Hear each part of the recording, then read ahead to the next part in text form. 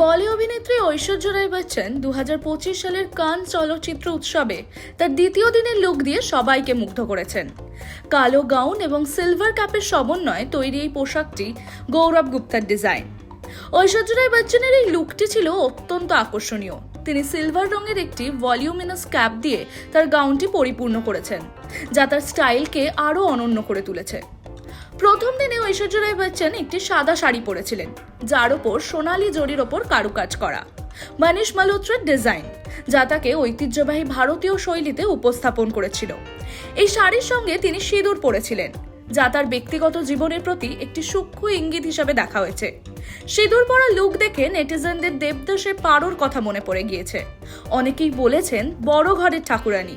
এই শাড়ি পরা লুক দেখে বিপাশা বসু কমেন্ট করেছেন লাভ, রিচা চাড্ডা লেখেন কুইন, এবং অন্যদিকে উর্মিলা মাতন্ডকর হার্ট ইমোজির কমেন্ট করেন।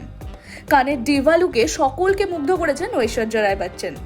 তার এই 2 দিনের লুকই ছিল একেবারে অনবদ্য।